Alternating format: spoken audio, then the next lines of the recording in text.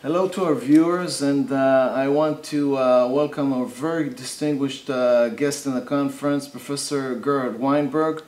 Professor Gerhard Weinberg is probably the most prominent historian of the Second World War in our times. He is noted for his works on military and diplomatic history of the war. Born in 1928, he escaped Germany in 1938 and went to the USA. His work is path-breaking and pioneering in incorporating the story of the Holocaust and the history of the Second World War. And I would like to say another thing. Professor Weinberg is known as an institution in his own right, so I'm very, very honored of you coming here today. Professor Weinberg, I'd like to address a few personal questions to you before we begin. First question is, I'd like to ask you about your childhood in Germany. You were born in the city of Hanover, and you were first witness to the Nazi rise to power, the Nuremberg laws, the Kristallnacht. You were there, you saw the events, you probably heard Hitler speak on the radio. How did you feel as a child about these events? Did you feel fear? Were you indifferent to these events? It was very worrying starting in 1934. When Hitler became chancellor, I heard about that, but it didn't immediately mean a great deal. But my father, who had served in the German army in the First World War, was dismissed from his position in 1934 after Hindenburg, President Hindenburg, who'd insisted that the Jewish front veterans not be kicked out of their jobs. But when he died in August of 1934, my father was fired from his job and converted the living room of our apartment in Hanover into his office where he saw clients. Since he'd been a government official, he knew German official legalese language, and people came to the apartment to talk to him about the rules and regulations for leaving Germany. And so, as I said, the living room became his office and the front hall became the waiting room for people. That was one big change in 1934. The other one was that I started school, because I was then 6. And in school there were very unpleasant incidents. At first, it was just more name-calling, but that soon shifted to occasional beatings. And that was very unpleasant and sometimes hurtful. And as time went on, in the next couple of years, I would often have to hide somewhere on my walk home from school because I did not want to go home with my nose bleeding and upset my mother. So I would find some place to hide, if you will, on the sidewalk. My brother, who was 1.5 years older than I, that proved too much for him. So my parents sent him to live with a Jewish family in Berlin and go to a school there, so that instead of sharing a room with my brother most of the time, I was there by myself looking after his pet goldfish. One of those responsibilities I then had for obvious reasons. And the rules became stricter and stricter and affected daily lives. I could not learn to swim because the swimming pools were closed to Jews. As one walked around downtown Hanover, one would see signs on the restaurants that they would not serve Jews. The family had a habit, which was not uncommon in Germany, of the whole family going on a summer vacation together. And my mother would always have to call whatever place we were going to, the hotel, whether that hotel would accommodate Jews. There were these kinds of things along.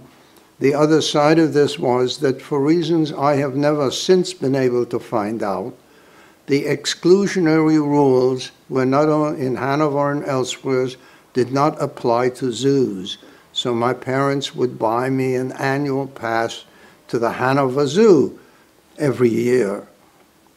There were then other things which, if you will, directly impinged on my life. Parents at first decided that there was no future for, I have an older sister and then brother, I'm the baby in the family, that there was no future for us in Germany.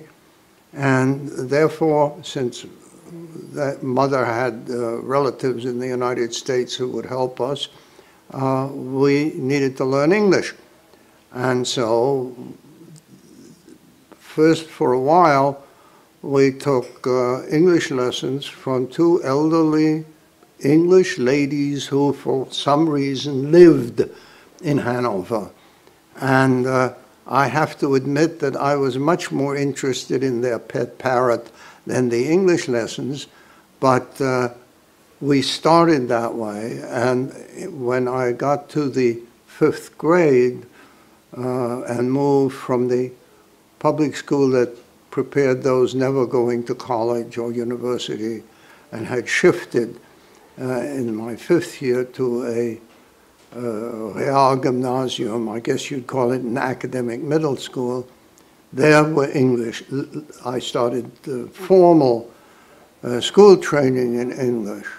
And then there were other ways in which all of this impinged on the family.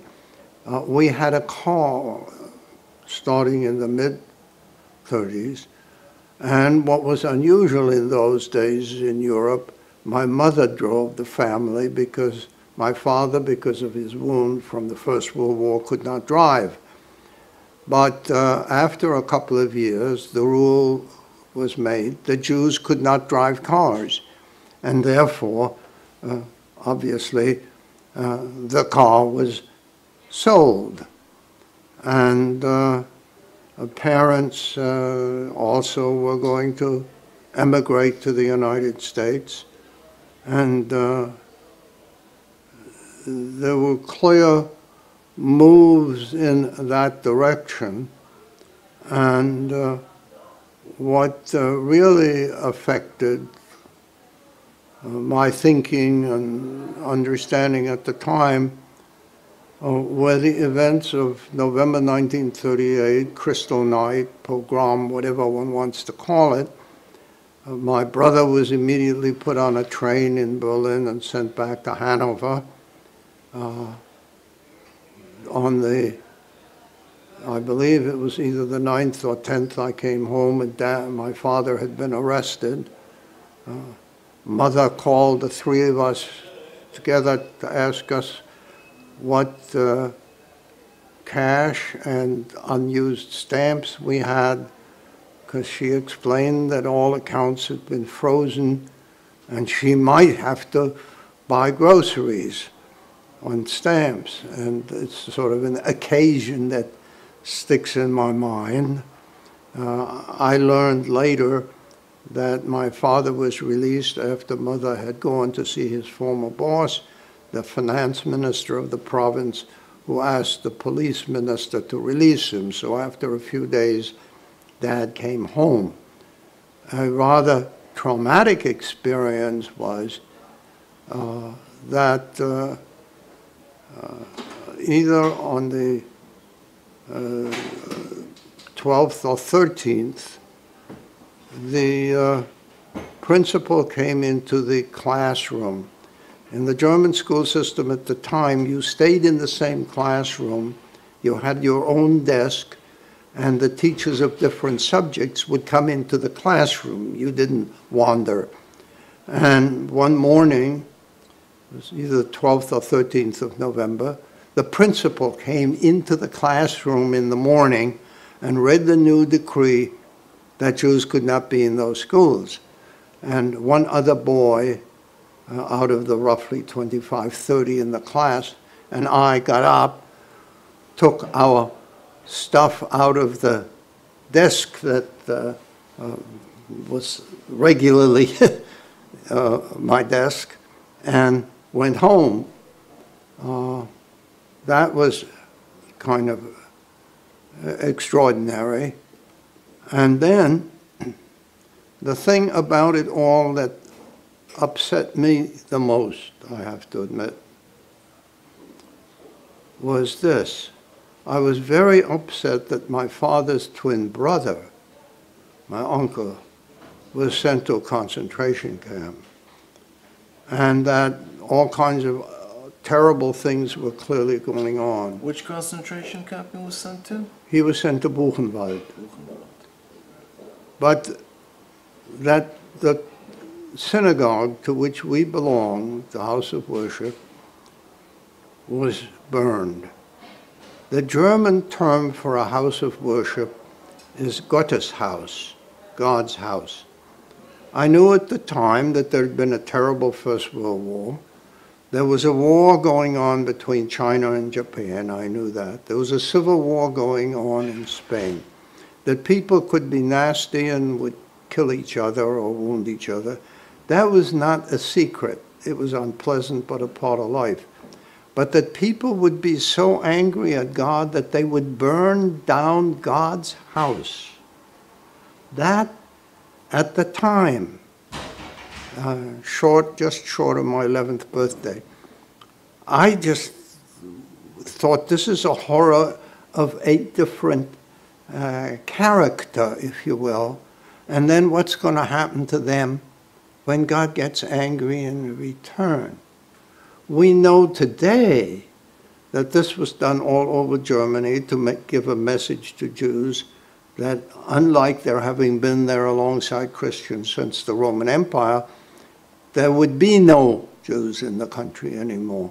But at the time, this was a part of the horror that really upset me in a very different way, because it was different from people being nasty to each other, of which I had plenty of experience, and which was not nice, but was, if you will, a standard part of history and the world.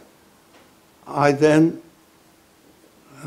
after a couple of weeks with no school, attended for a few weeks a Jewish school in Hanover, which was in what was the old synagogue, which had been converted into a school across the street from the big new one that had been burned. But that was just for a couple of weeks, because one of the British government of the time was, as we now know, the only one on earth. Neville Chamberlain's government not only took in 10,000 children, but it also allowed people who were waiting to go somewhere to wait there. And the Quakers in England went to what they call public schools and what we would call private boarding schools, and asked them if they would take refugee Jewish children at reduced rates. And there was a school in Swanage on the south coast of England that says, we'll take 2 boys. And not far away in the city of Bournemouth, another boarding school that said, we'll take a girl. So in late December, this would have been on the 26th or 27th of December, my parents took the 3 of us to Hamburg on the train, and there we got on a boat, and on the 28th of December, 1938, left Germany for England. Which leads us to the next question.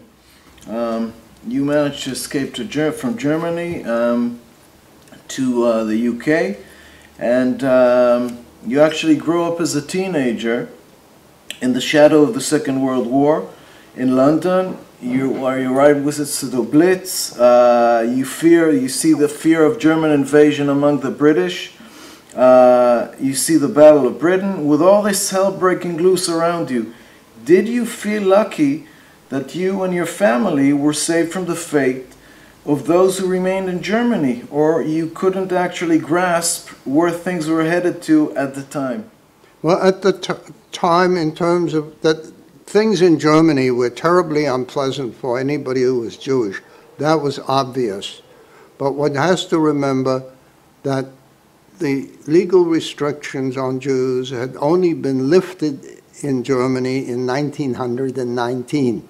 So people had grown up in Germany having restrictions, and people saw what was going on as a step to the past, not as we know now, a step to a murderous future. And Swanage at the time, there was bombing, and the kids were taking bets on which day of the week the Germans would invade, a Monday or Tuesday or Wednesday or whatnot. But people weren't scared. They were determined. And the headmaster, who owned the Hillcrest School and who, as was customary in the society of the time, hunted, but ordinary people in England or Germany didn't go hunting. But he gave an extra rifle that he had to each of the other two male teachers, Mr. Spurrell and Mr. Lascelles. And the general word that one heard at the time was, "You can always take one with you." That was the phrase. In mid-July, during the latter part of the Battle of Britain, my brother and I left school for London because our quota numbers for the United States were coming up. And my mother's sister and her husband, aunt and uncle, had gotten out of Germany a little before us, but essentially the same way, to wait to come to the US. They lived in an apartment on the south side of London in Putney, and I was staying with them at sort of the shade over from the Battle of Britain to the beginning of the Blitz. So I got to spend even more time in the air raid shelter than I had in Swanage, where in Swanage the big thing was the huge bomb was dropped into the school grounds, but fortunately didn't explode or I wouldn't be here. But then in London, there was, of course, bombing all the time, and we were processed at the embassy. In the meantime, my father had been interned, but then they brought a whole bunch of men from the Isle of Man, where they were interned, to London. We went to Grosvenor Square again in the hopes of waving to Dad, and met a lady and her daughter whose husband was in the same situation and who were being brought by the same uncle of my mother, because back in Germany in the prior century, that great uncle of mine and the father of that family had been in the same unit as draftees in the army, and he was now bringing them as well as us. But then we took a train to Glasgow in northern Scotland, traded our gas masks that we'd been carrying for life belts, and the family was reunited and got on a boat to the United States. Okay, which leads us to the next question. When you were 18, and after the wars ended, you were drafted to the American Army and sent overseas to do occupation duty in Japan as a soldier.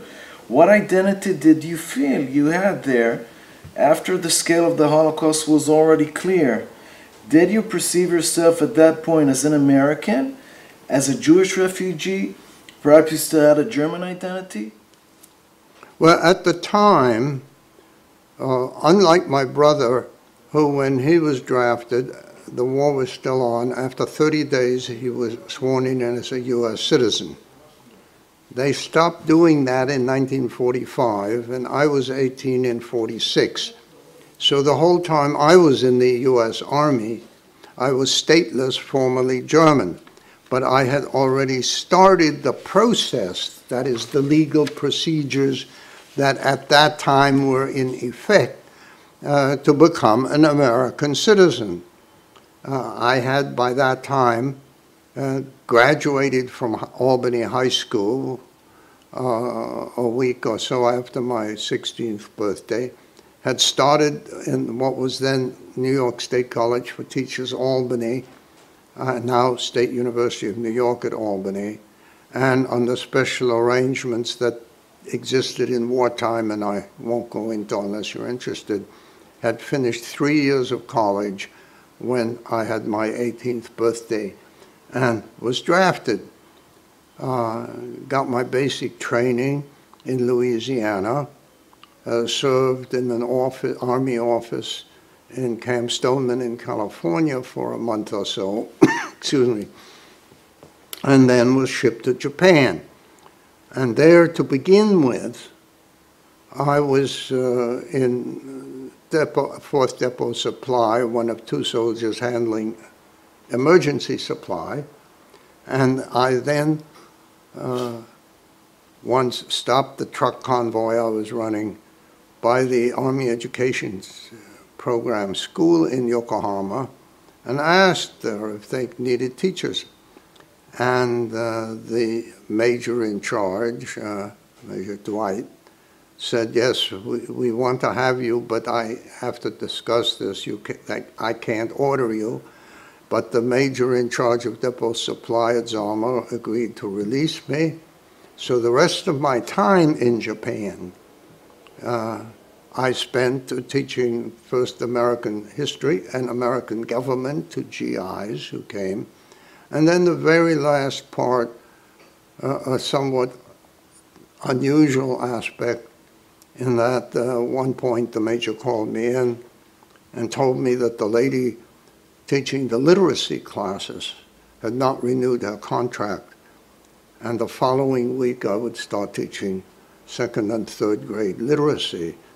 And needless to say, this was not something I was in any way prepared for. I had, in college, had done my practice teaching in the 9th grade in Albany. I was, in those days, planning to be a secondary school teacher of social studies and Latin.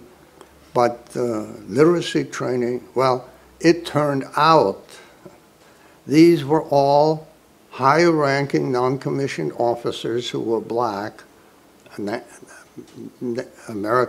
African Americans, who wanted to re-enlist because they felt they would never get equivalent positions when they got back to Alabama or whatnot. But they had to pass the AGCT, the Army General Classification Test, at either the 4th or 5th grade. At first, of course, these men who were all 10 years or so older than I and had lots of stripes on their arms, they were top sergeants and first sergeants and whatnot, thought I was the funniest thing they had seen in a long time coming in there to teach. But they quickly realized that I was serious of trying, and they were the most motivated students I have ever had. They wanted to learn to read and write English. And so in addition to my classes in American history and American government, the last months in Japan, I was teaching English, to read and write, to non-commissioned American high-level sergeants. But then the United States Army, this is not generally known, in early '47 had enough volunteers that while there was legally a draft and people had to register, the Army was not taking draftees and honorably discharged those it had until 1950, when in the Korean War, drafting in a practical sense went back. But that still meant that I had some GI Bill and was able to save some money. So I changed from planning to be a secondary school teacher of social studies and Latin to hopefully becoming a college teacher of history. Okay, so by 1947 you return to the U.S.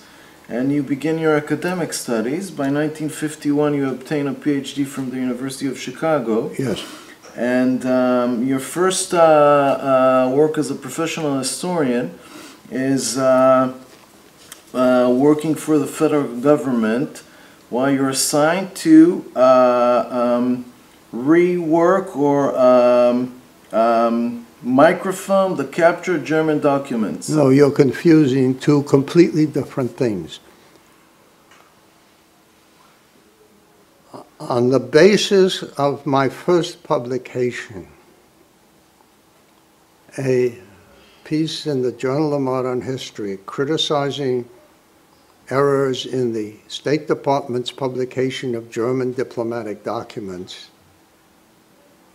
Dr. Fritz Epstein, who had been appointed head of a war documentation project, which was an Air Force contract with Columbia University to exploit the captured German documents for research. And he interviewed me while going on a recruiting trip from New York to the West Coast, and we met at the airport, Midway Airport in Chicago, and he was sufficiently impressed to skip a plane, and I was hired by Columbia University and started on the 1st of September 1951 on the war documentation project. And the first thing, in fact, it turned out they had me do was examine where there were captured German documents scattered in the United States that were not classified like those that were in Alexandria, Virginia. And my first book came out of that in '52, published by the Air Force, Guide to Captured German Documents, which many years later was commercially reprinted by a firm. At any rate, we were doing research for the US Air Force in the captured German documents held in the old torpedo factory in Alexandria, Virginia. And then in 1953, I was able to get a one-year fill-in appointment at the University of Chicago, and the next year, a one-year fill-in position at the University of Kentucky. By that time, an event had taken place that raised the possibility of the German documents being returned to Germany. What happened was that the Austrian state treaty was signed, and the various occupation zones in Austria were, the occupation forces left. And when the American occupation forces left their zone of occupation, in one of the German barracks they'd used, they discovered that there were still German records in the attic. And the Germans argued that all these were created by the Germans. They go to the German Military Archive in Freiburg. If the Austrians want to use them, they can. The Austrians said these records, which were the records of the horse draft board in the area, are Austrian records, and the horses were Austrian, and the records go to Vienna, and the Germans can use them if they want to. And the legal brains in the Pentagon and the Adjutant General's office decided these are American records, and they go to Alexandria, Virginia. But if they're American records, they're subject to American records law. And under American records law, the archives periodically puts to a joint committee of the Congress what's called a disposal schedule. These records nobody needs will be destroyed. These records go to this group goes to the National Archives. These go to the regional archive in this or that city. These records go to the Federal Republic of Germany. And so that began the return of the records. And it was at that time that people in this country, in the historical profession, decided how could we be sure of access? Because at the same time, the issue of what had happened to the German Foreign Office records, which had been taken to England during the Berlin airlift, it turned out that the German publication of diplomatic records after the First World War had been mucked up in various politically deliberate ways, and that therefore everything, or at least as much as possible, should be microfilmed. And it came to be under the auspices of the American Historical Association. An American Committee on War Documents got donations from, first from the Ford Foundation, then from the Lilly Endowment, then from the Old Dominion Fund, to set up a microfilm program under which the microfilms would go to the National Archives, and the originals, of course, were going to go to Germany. And I was asked to organize, be the first head of this project and organize it. So that's what I proceeded to do. And there was money for one professional assistant. And after looking over the applicants, I hired Dr. Dagmar Perman, who had done a PhD in Paris Peace Conference in Czechoslovakia.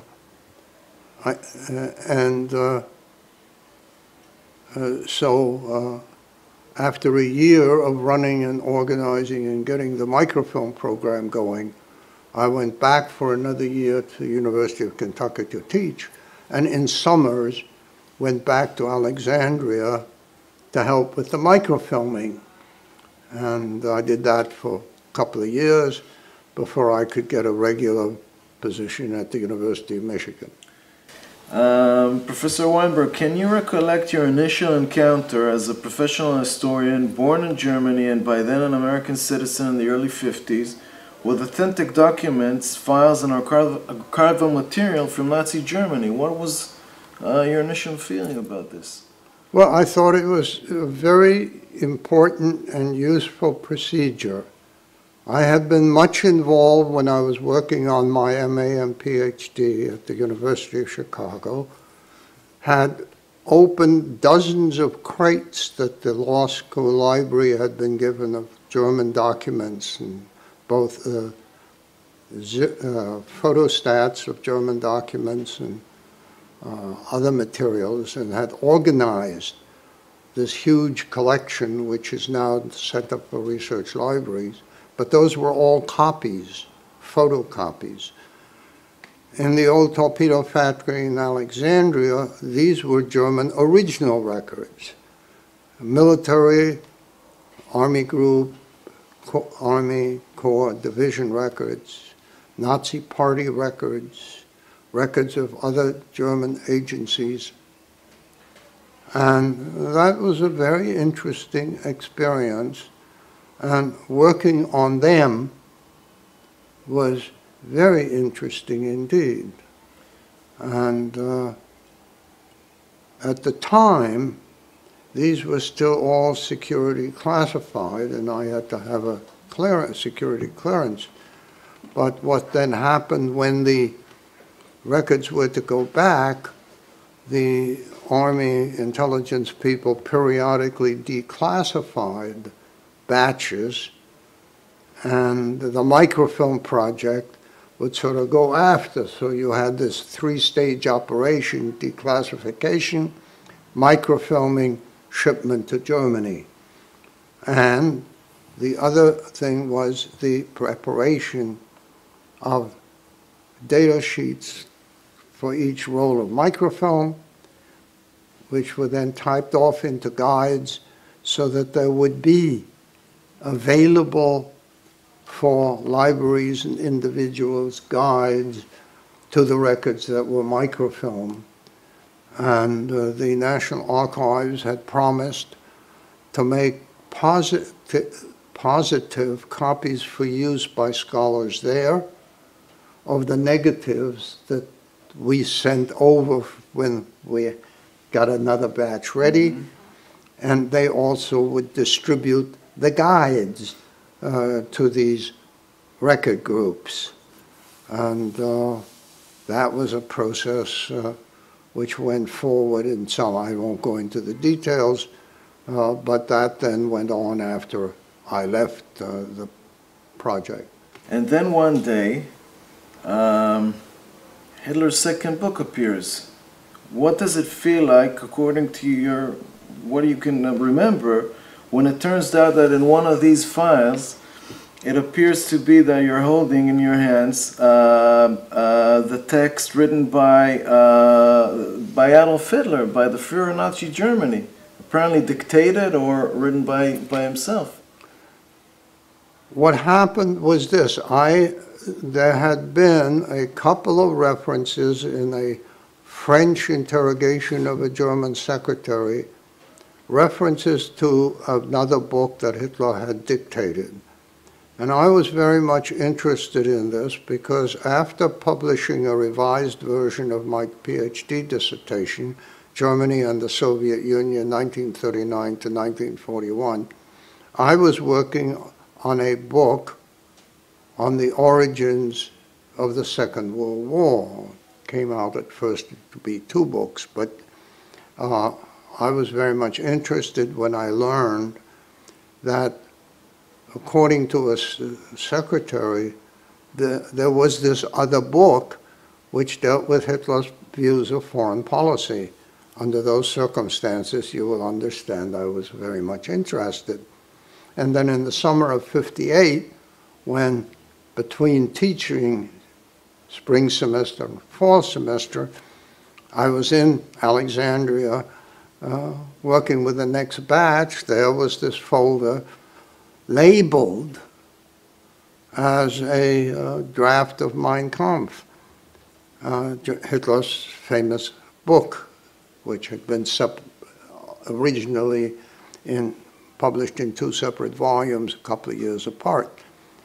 And the moment I started looking at this, I realized this was not a draft of Mein Kampf.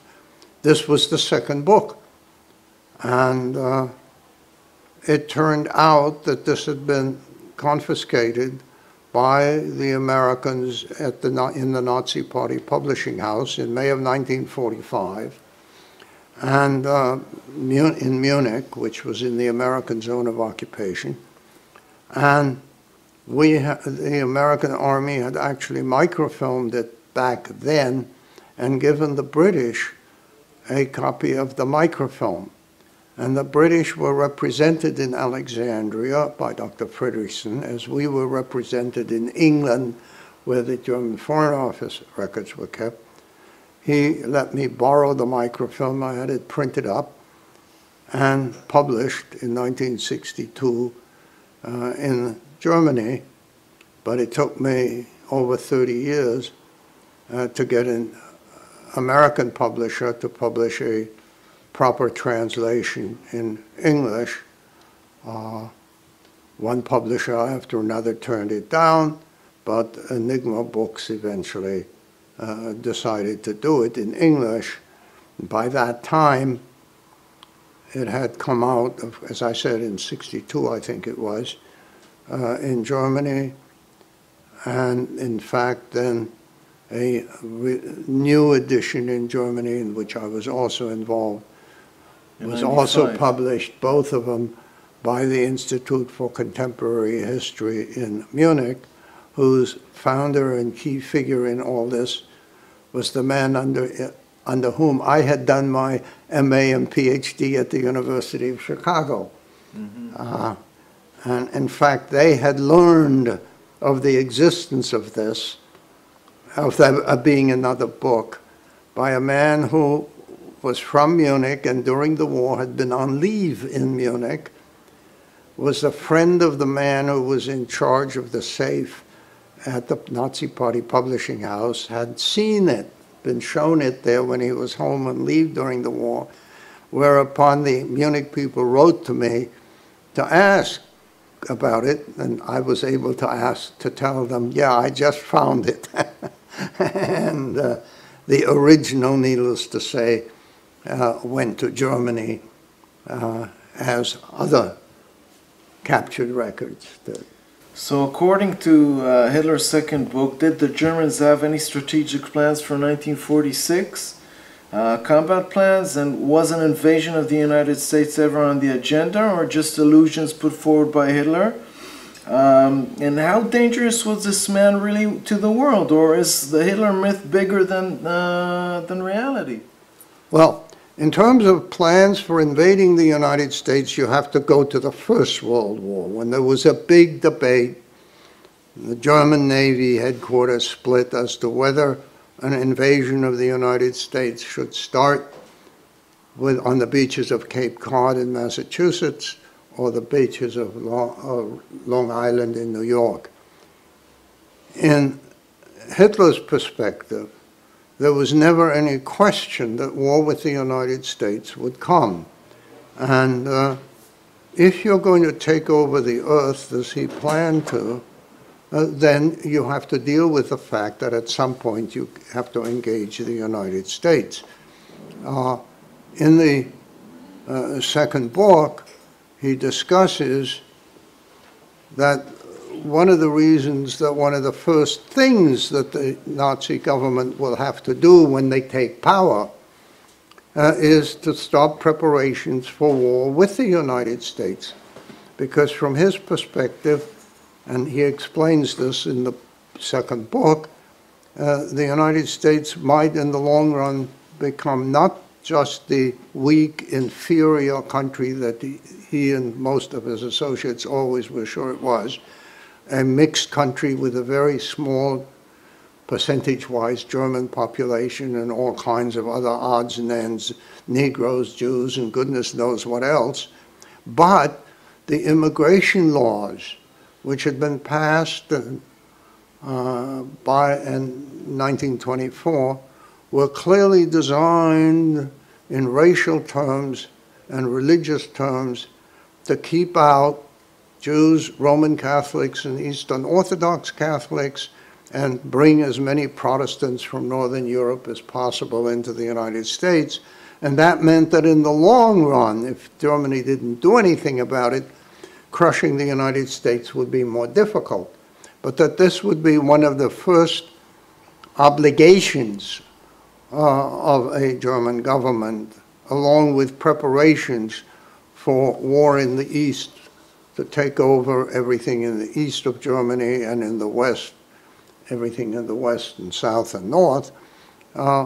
That's much more explicit, if you will, in the second book than in Mein Kampf, although the implication is there in Mein Kampf. So obviously, for my study of German foreign policy, this was a rather useful item to have turned up, and I could cite the published version. Mm-hmm.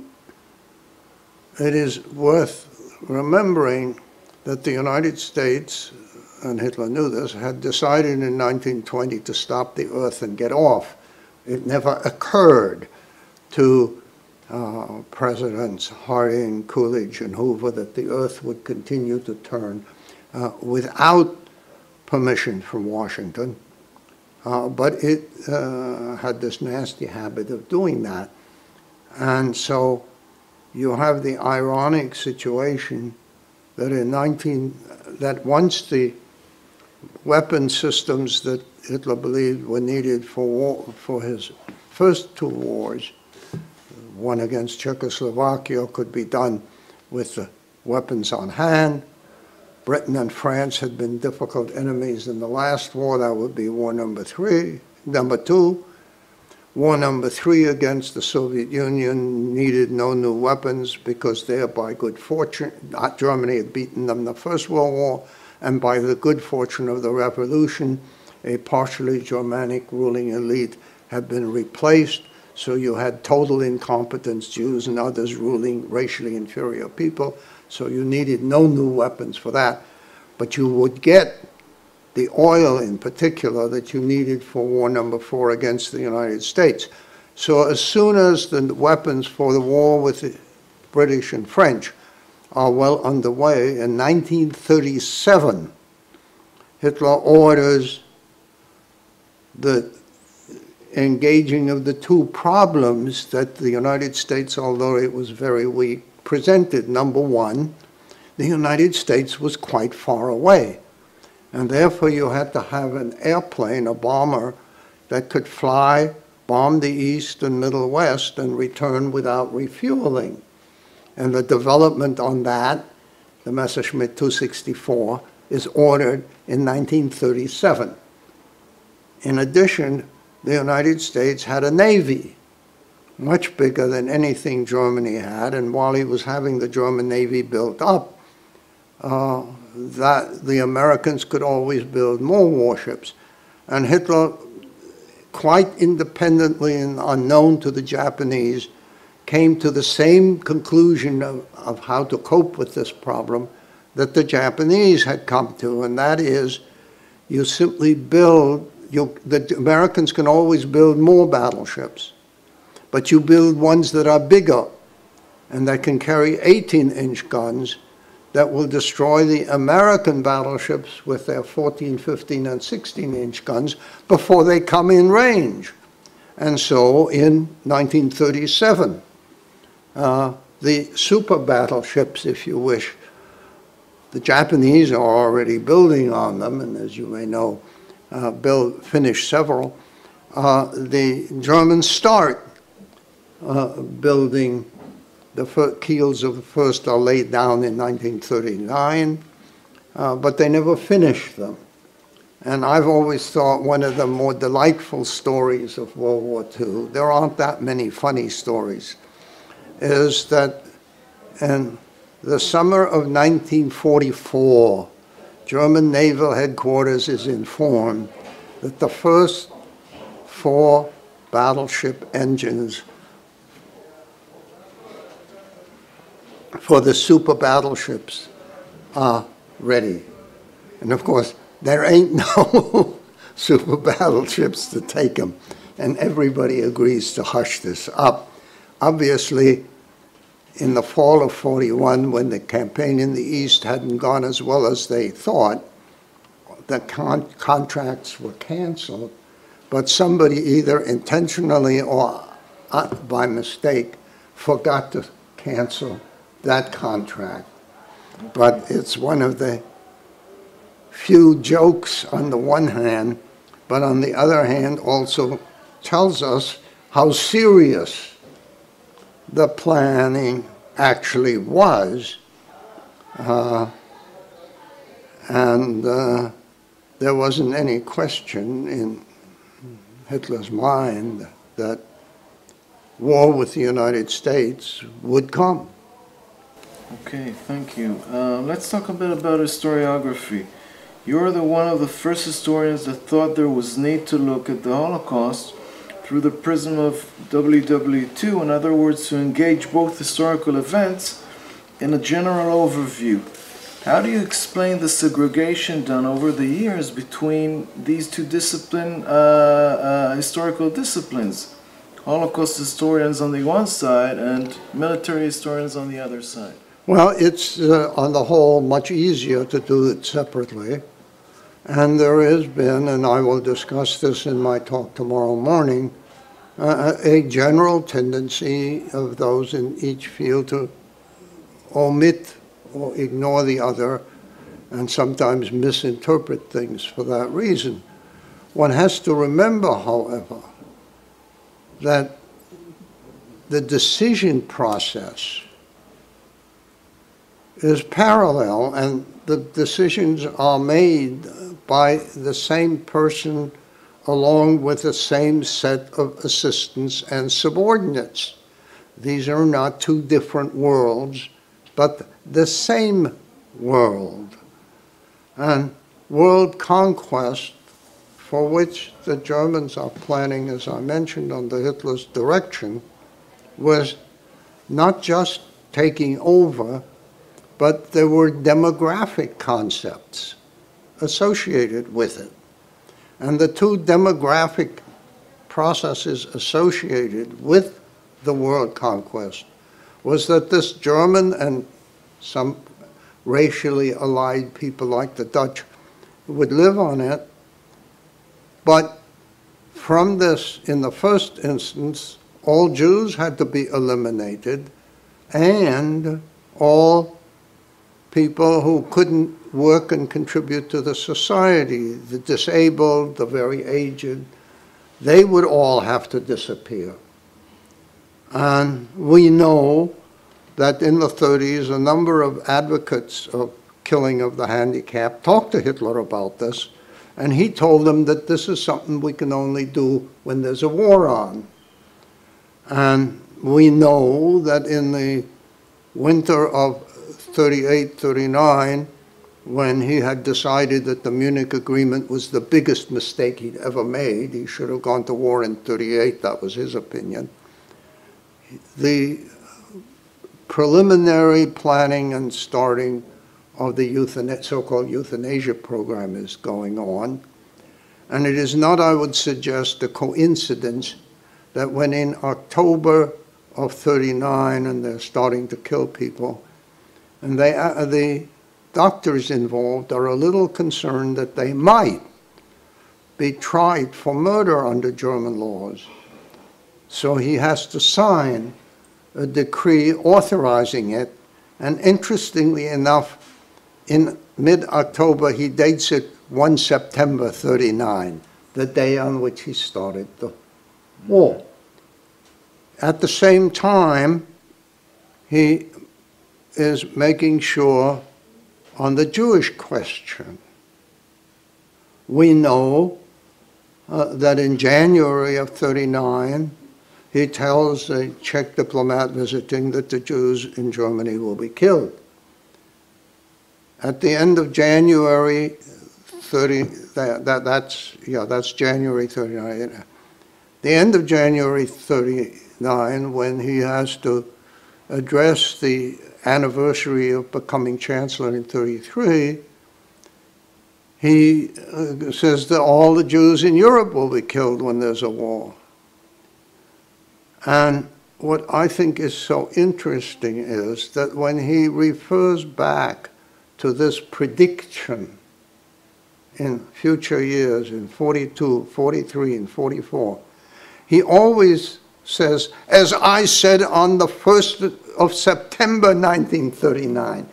In both cases, he moves the date to the day he started the war, one back and one forward.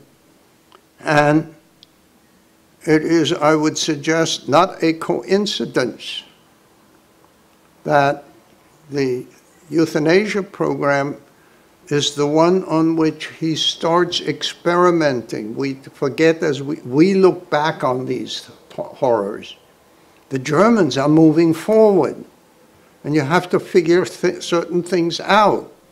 How do you define the people to be killed? How do you collect them? How do you kill huge numbers? How do you dispose of huge numbers of corpses? How do you recruit people who will kill others all day long except for lunch break, 6 days a week? These are all things in which they are moving into relatively unknown territory, and they're moving forward, and they do the experimenting largely on the handicapped and the elderly. And then they apply those methods, and in many instances the people, to the Jews. But there is one big difference, at least in the early stages of that.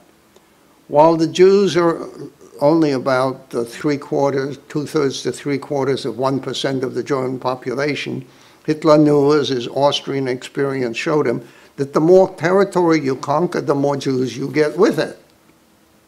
But inside Germany, it is the handicapped that are more numerous. So that's where they experiment, and it is then in anticipation of the war on the Soviet Union that he talks with Himmler, head of the police, and has various military units assigned to the killing of Jews. As we now know, somewhere around between 30 and 50,000 This was not some local captain who ordered that. And when, on the 12th of June, 1941, he meets with Antonescu, Marshal Antonescu, the head of Romania in Munich, and Antonescu asks Hitler, we're advancing into an area with lots of Jews, what should we do with them? And Hitler answers, they will all be killed. The systematic killing, in other words, is a part of the campaign. This is not because Hitler always wanted to visit the museum in Moscow. They're going to conquer this area. And so units are set up, as I said, somewhere between, at different times, 30 and 50,000, whose main job is killing Jews. This is a part of the war.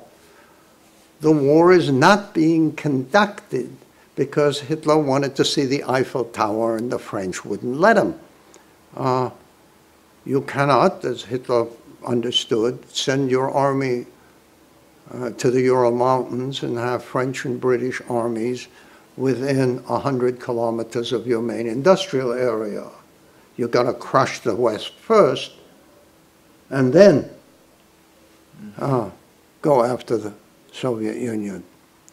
But I think we tend to forget that others make decisions on the basis of their thinking and beliefs, not our thinking and beliefs.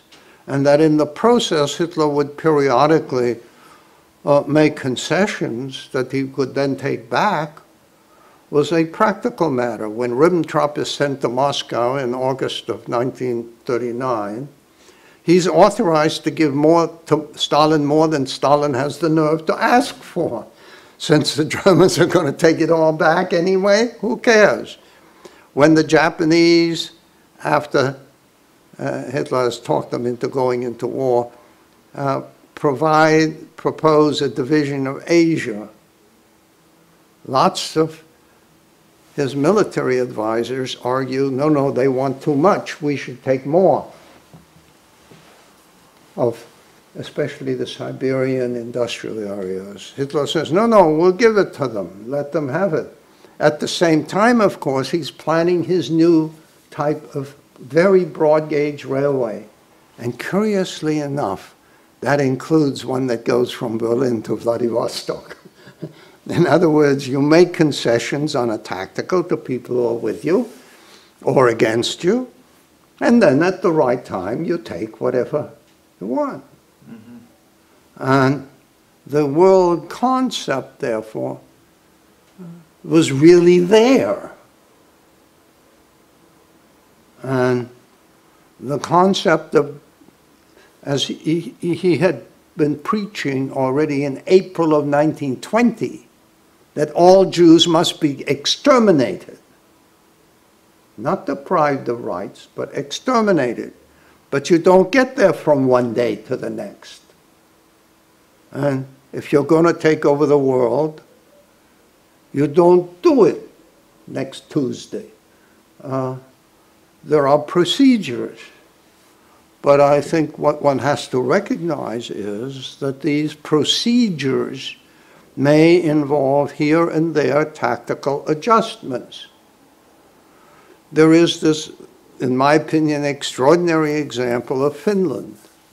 We know from other conversations and records that Finland was to be annexed to Germany, of course. But Finland was an ally. And while the Finns would hand over to the Germans to kill Red Army prisoners of war who were Jewish, Hitler doesn't ask for the native Finnish Jews to be turned over to be killed, because he knows that the Finns are going to cause trouble over this. So you have Jewish Finns serving in the Finnish army, fighting alongside German soldiers on the Eastern Front. But when the war is won and Finland is annexed, It's going to take one of these extermination companies, I don't know, 2-3 days to kill what Jews there are in Finland. I'm talking about the Jewish military. So one has to get a sense of where he's going and not ignore a willingness to make tactical concessions along the way. When the chips are down and Germany has won, everything will go. The other excellent example of this is Bulgaria, which is allied with Germany. After winning in the Balkans in early '41, he allows the Bulgarians to have a piece of Yugoslavia and a piece of Greece. The Bulgarians, allow the Germans to take the Jews out of that part of Yugoslavia and that part of Greece to be taken and killed. But they have troubles about the ones at home native in Bulgaria. So the Germans sort of pull back. After we won the war, we'll tell the Bulgarians where to get off. Okay? Mm-hmm. So there are these temporary adjustments to this.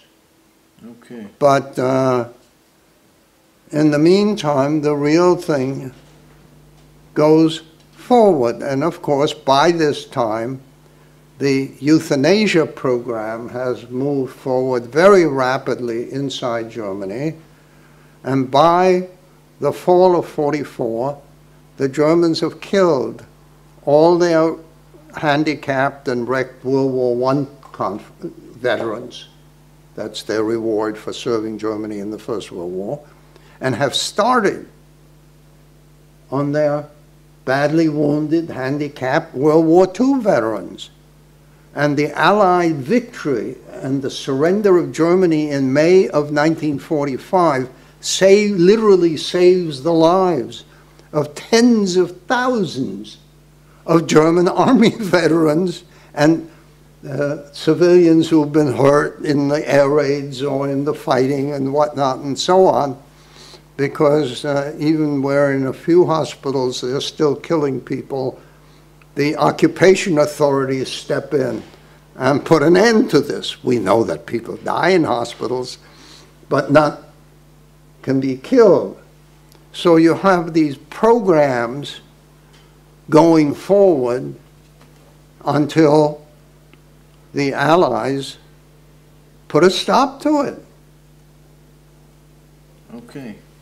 I'd like to move to the next question. A World at Arms. You're the author of 11 books and over 100 articles and chapters scattered around in countless volumes, but still your monumental work, A World at Arms, the book hailed by the academic world on military forums as the Bible of the Second World War, is your most influential work. What is the significance of this book, apart from being the only one concise volume about all theaters of war? How do you explain the attraction of this book some 25 years after it was republished to the casual reader as well as a professional academic historian? Well, I was teaching much of the time, but it took me 14 years from the time I started on it in '78 until I took the manuscript to the post office and my wife took a picture of me with it to mail it to the Cambridge Press. People have found it very useful and helpful, and covering the whole war and not making the 3 errors which led me to start doing it back in '78 in the first place. Errors which, in my opinion, one still sees from time to time in the literature. One was the unwillingness to look at the war in its global context. that things affected each other, that one can't just simply write a book. One can write a book if one wants to, but one can't just understand the war in Europe without attention to what was going on in the Middle East and East Asia. One cannot understand things in the Pacific War without attention elsewhere. And too much of the literature ignores the interactions of the war. The second big mistake that lots of people made, and some of them still make, was to rely on German memoirs, especially those of German military. And I knew from having worked with German military records that these were absolutely filled, on the one hand, with garbage, and on the other hand, omitted critical things. The notion that Stalin controlled the weather and that it only rained and snowed on the Germans, while the Red Army always enjoyed very fine weather, might have seemed unlikely a good piece of time before I published my book. But one can still get this notion of the nonsense that the military fought a clean war was another of the fairy tales that was very prevalent by 78 when I started on this, and one still sees it from time to time. And the third reason why I went at this was that at that time there had already just been, in the early 70s, massive declassification. And on many subjects, it was obvious that people would spin their theories at home or in a reading room in a library. But going to College Park, Maryland, and working for days and days on end in the records, and going to England and working in the, what was it then called the Public Records Office and now the National Archives, and going to Germany. My first trip to Israel was to work on that book. Remembering that France and Italy were involved. So I think that the effort to take advantage of the declassification play and integrating them, and then if people want to follow up, there are the footnotes or back. I mean, they're printed in the back, but they're there. And so I think that that's led people to like it, though I have to admit that there were lots of complaints that the book was very big, and my answer always was, it was a big war, and that's not my fault. Over 1,100 pages, right? Yeah. Okay. I tell people in the north of this country that in the winter you keep that in the trunk of your car and you're not so likely to skid on ice. Okay. Why do you think that the Second World War continues to attract and fascinate the masses around the world and is gaining endless popularity among the general public, whether through hundreds of new titles published annually or visual documentaries on the period? Well, what's the attraction? I'm not sure it's an attraction as much as an interest, but it is the largest war in human history as far as we know, and it sets the stage for so much of the world as we see it today. It doesn't mean that there haven't been important changes since, but it also made major impact on two countries that reversed what they had done before. The Germans learned the hard way from World War II what they had not learned from prior wars. The war with Denmark in 1864 was fought in Denmark. The Civil War in 1860 between Prussia and Austria-Hungary in 1866 was largely fought in Austria-Hungary. The war with France in 1870-71 was fought in France. The First World War was fought 98% outside Germany. The Second World War was different.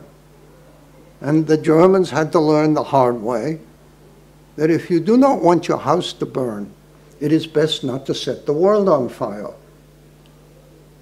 And while there are some people, I think, in Germany who are forgetting that, it was a lesson that they had to learn that unfortunately they had not learned, too many of them had not learned from the First World War. By 1930, in free elections, a party that was openly advocating more wars was getting the largest number of voters in Germany. The other major country that had a different thing, of course, was the United States. We learned the hard way that the earth would continue to turn without permission from Washington. We had not only refused to join the League of Nations, we had refused to ratify and implement the deterrence treaty of guarantee with France that if the Germans headed west again a third time, we would be at war with Germany, and we hoped that would deter the Germans. So in World War II, American soldiers, instead of getting on a troop ship in this country and off on a French port, had to storm the beaches. Now, the people, guides in Normandy at the big cemetery are much too polite and politically correct to tell you, but the reality is that there are some of the many thousands of Americans who paid with their lives for what the Americans did at the end of the First World War. And people forget that the man who was president on D-Day of the United States, was the losing candidate for vice president in 1920. He knew what deterrence meant, and the man whom he had picked to succeed him, Harry Truman, had been a captain, had been an officer on the Western Front in the First World War, and knew what. And it is thus not so surprising, I would suggest, that after World War II, the American people learned, hard way, that if we want to deter the Soviet Union, we have to do something about it. It's expensive, to be sure, deterrence, but not as expensive in lives as the last time when we refused to implement deterrence. Yes, there were some Americans killed in the Berlin airlift when planes crashed, but nothing like the hundreds of thousands or millions. And of course, as I said, keeping up the military for deterrence purposes has been a very expensive business. So Truman Doctrine, Marshall Plan, NATO, these are the lesson, if you will, the Americans learn. Now, some of them are beginning to forget that, just as a few people in Germany are forgetting. But I'm talking about the rest of the 20th century, and at least the first decade of the 21st. And so many people have had today still a father or grandfather, a mother or grandmother, who served in the Second World War. And in so much of the world, the decolonization got a tremendous shove from the war. And lots of countries are independent now that back in 1914 belonged to somebody's colonial empire. We'll start to conclude. Is there still something sensational to be revealed today in the archives regarding Nazi Germany and the Second World War? In other words, is there still something connected to that period in history that we don't know about? Again, I will allude to that in my talk tomorrow, but parts of the World War II Soviet archives are not open. That is particularly true for the intelligence records and parts, at least to the best of my knowledge, of the Presidential Archive. So there are records that might be very helpful and useful. I am not convinced that they will necessarily dramatically shift our understanding of things, but they will give us a clearer picture in two major areas. One is on what I would call the policy area during the war. That is the extent to which and the time to which Stalin was prepared to make a new deal with Hitler. There are indications, and I have published on this issue.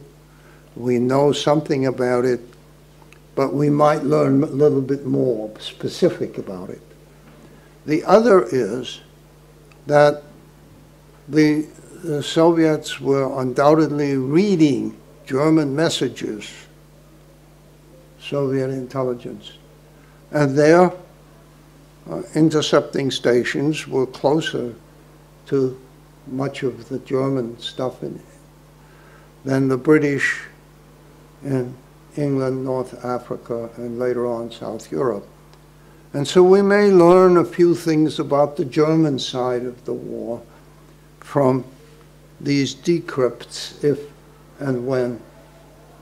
But it is entirely possible, as I will also comment tomorrow, that the paper will have deteriorated beyond readability by the time they are declassified. I mean, physically, not intentionally, but simply because paper deteriorates.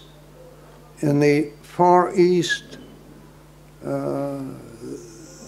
there may be bits and pieces, not likely to be much of anything. I see. So I'd like to end this interview on a personal level. We began with a personal question. I'll ask you a personal question, since we're in the midst of testimonies conference, the Future of Holocaust testimonies at the Western Galilee College here in Akko. Do you, Professor Weinberg, do you perceive yourself as a Holocaust survivor? I would conceive myself as a Holocaust escaper. I escaped from Germany before if you use the term Holocaust for the killing, before the killing started. On the other hand, all Jews on earth are Holocaust escapers because the Allies won the war and in the process saved 2/3 of the Jews. Furthermore, all those all over the world who are very elderly and who are seriously handicapped were saved. And there is one other area where people are alive today who wouldn't have been.